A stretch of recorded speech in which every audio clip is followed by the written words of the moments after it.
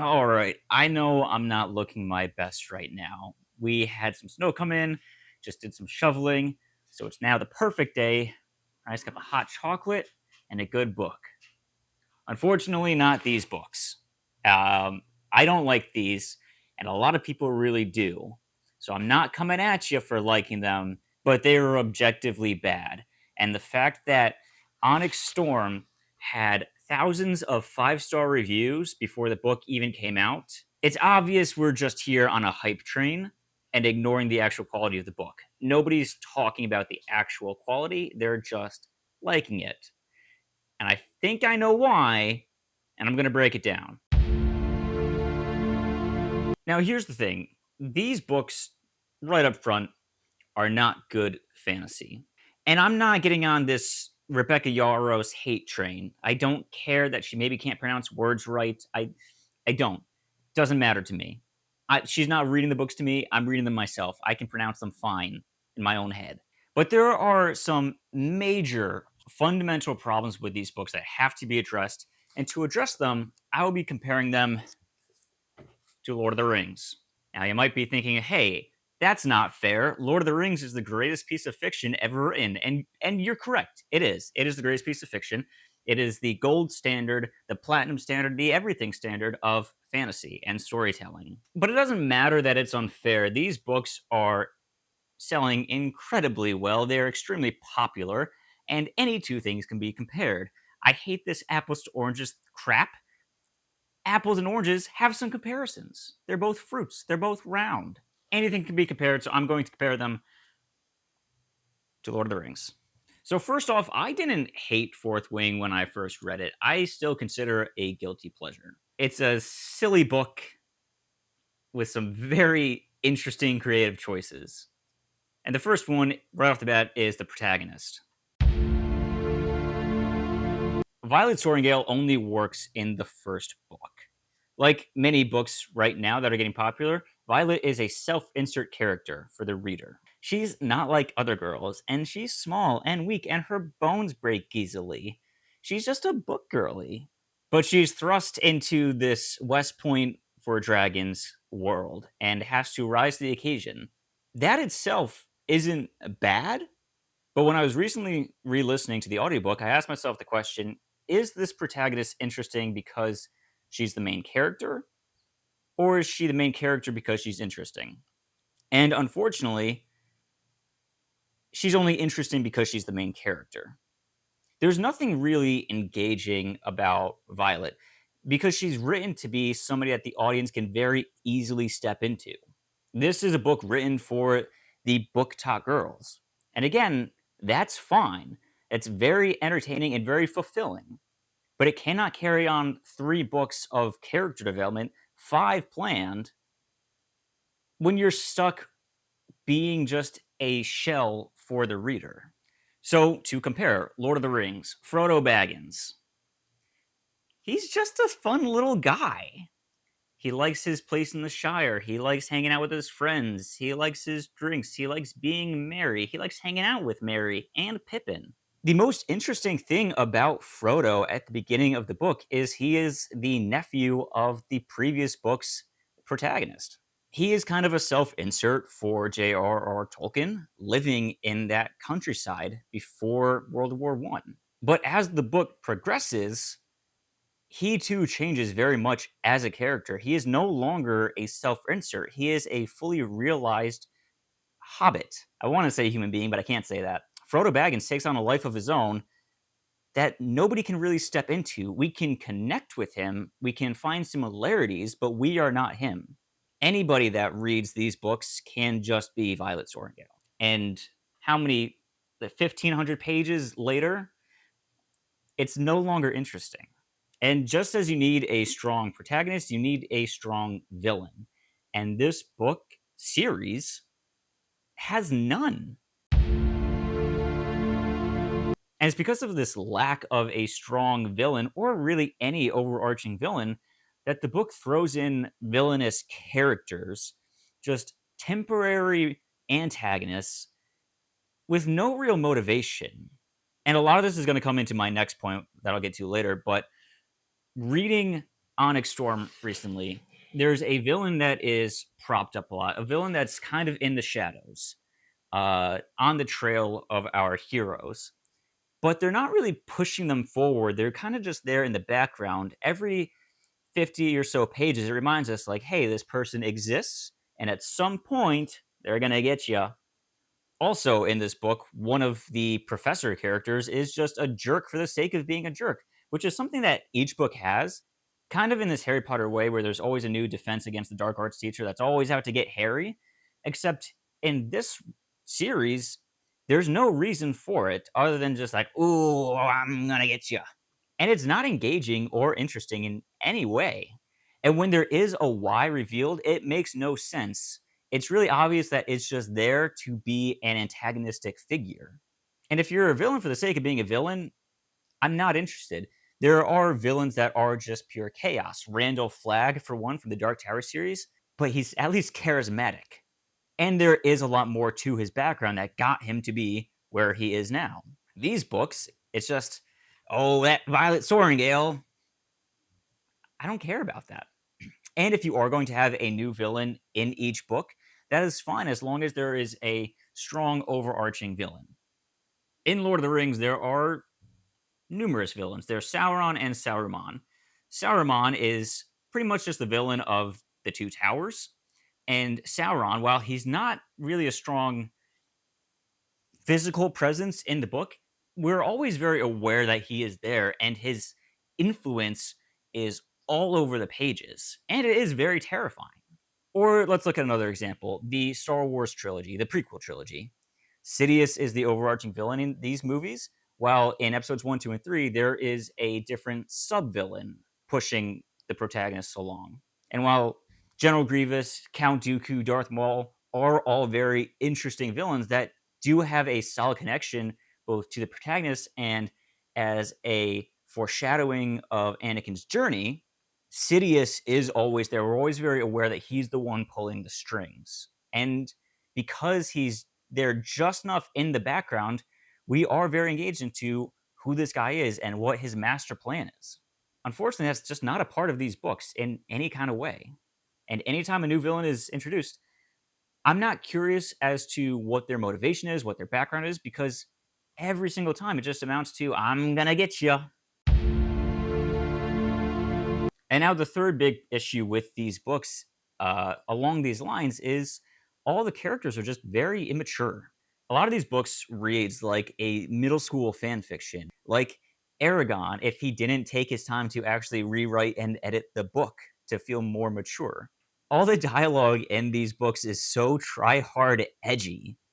They call themselves badasses all the time and drop F-bombs out of nowhere that have no real impact except sound cool. Because this is in your grandpa's fantasy, this is modern fantasy, and they're doing stuff behind closed doors, and it really wants you to know that. Yet it adds nothing to the characters except make them sound like 12-year-olds discovering swear words for the first time. And because of that, I just can't take any of them seriously. Like, all their many angry outbursts at each other because of some really bad tropes just come off like whining children. And this isn't just like the cadets. This is the adults too. This is the villains that are supposed to be like dark and brooding. Like, everybody is just an immature 15-year-old. Going back to Lord of the Rings. All right, this one isn't fair because like nobody can write dialogue like Tolkien. I mean, some people can, but like, this is how fantasy writing should be. This is how fantasy dialogue should be. Even if you don't want to go all the way, Sarah J. Maas with the ACOTAR books, there's definitely a hint of modern in them, but it still feels elegant enough for fantasy. This has no elegance. This is just a child writing. All right, moving on, because I'm not trying to be super harsh with this. It's just not a 5-star series. Now, the big issue with these books, I thought I knew what it was when I had finished Iron Flame. I thought it was these uninteresting characters, immature nature, an overabundance of tropes, especially in the second one. It was the misunderstanding trope. for like 800 pages. It's way too much. Just ask for a clarification. It's not that hard, which just goes back to immature characters. Like the whole book could have been avoided if they acted like adults for one chapter. And I'm very glad that Onyx Storm did not fall into this trap. There was no miscommunication trope, but instead it decided to rely on other popular tropes. And at first, I wasn't upset about it. But then I realized it's not that it just likes to go for popular tropes, it's that it's very reliant not on a character driven plot, not on a plot driven plot. This whole series is structured as a twist driven plot. Just after the 100-page mark, there's this big reveal that now that Xaden is graduated, he's now a professor at Basgiath. Oh, what? A dark academia professor student romance book? Wow, crazy interesting. How are they going to navigate this for 400 more pages?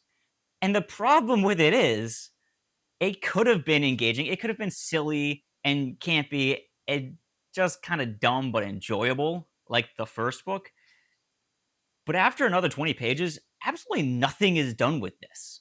It's kind of just there and then moves on. And this kind of thing happens every 50 pages or so. Because the plot is so boring and the characters are so shallow, there's nothing really to latch onto emotionally. The book tricks you into thinking a lot is happening by just throwing twists and reveals left and right. It makes so many promises, but goes absolutely nowhere with any of them. The book opens with the fallout of Iron Flame. They've disobeyed orders, but ended up saving Navarro in the process. So they're super worried that even though they are heroes, they have disobeyed orders and they're going to be court-martialed. Great setup. Maybe finally, 3 books in, there will be some kind of repercussion for their actions. There will be some kind of failure that they have to build themselves back up from. But there aren't. Everybody kind of just waves it off. Fine, whatever. The professor reveal. Ooh, cool. They gotta find a way out of this now because they can't be together, but they're still, bonded. Doesn't go anywhere. Nobody really cares about it. Every 50 pages, there is some kind of major conflict that gets revealed or twisted in some way. So many cliffhanger chapters, yet immediately afterward, they totally move on. Nobody cares anymore. And we have to wait 50 pages to get some next big reveal that still always goes nowhere until the book is over and you realize nothing of substance has happened. Characters die and you don't care because you didn't actually get to know them as a person. The only character that has any kind of trait other than Xaden and Violet is Riddick, who only has 2 traits, and that is that he is gay and sassy. I wish I could say more because he's pretty heavy in this book, but it just does nothing. Lord of the Rings. I don't really know what kind of twists or major reveals there are in this other than Gandalf returning after his fight with the Balrog. There's nothing really to hook you at the end of a chapter, except that the journey itself is so interesting. The characters themselves are so lovable. Sam, I could read this many pages just about Sam making potato soup. Because I love him. Because he's developed so well. There's nothing in this book that has to trick me into getting to the next chapter. I read this book 3, 4, I don't know how many times I've read it. Because I love the adventure. I love the story it's telling. I love the dynamics of the fellowship. It breaks my heart listening to Sam give this speech about the stories they'll tell of them later to their grandchildren when he really believes that there is no hope of getting back to the Shire. I cry reading that, but I will read it again and again and again because it feels so genuine. It feels so real. It doesn't feel like a middle school fanfic. I don't want to be harsh to these books. I don't want to be harsh to Rebecca Yarros. I'm 3 books in because I had so much optimism that the first book was a guilty pleasure. I did really enjoy it. The second book, I was hoping it was going to be a misfire. It's just there's a lot of pressure from the success of the first book. She slipped up a little bit, but that's okay. With Onyx Storm, she could get back on her feet. But Onyx Storm just proves that she doesn't really have strong feet to stand on. And I really hate saying that because for the first 150 pages, I was really enjoying Onyx Storm. I really saw a comeback happening. But now, even though this one too ends on a major cliffhanger, I am done with it. I don't care anymore. And it's sad that people so blindly love it. If you genuinely love the book, that's great. I'm glad you do. Like, I'm not telling you to not like it. But when I see thousands of 5-star ratings before the book is released saying, I don't care how good it is, it's a 5-star book, it's damaging to actually great storytelling. When you read a book, when you buy a book, simply to be on the hype train, all the genuinely great stuff that is already having a hard enough time finding its market continues to be overlooked. The smaller authors, not even the smaller authors, hold on a second. From Red Tower Books, everybody's talking about Fourth Wing and Onyx Storm, but also from Red Tower is Heavenbreaker. This book is amazing, and I have not met a single person who's read it except for my brother-in-law. Thank God he recommended it to me because it's incredible. I highly recommend it, but nobody that I know of is reading this because Onyx Storm has these pretty sprayed edges. I mean, Heavenbreaker does too.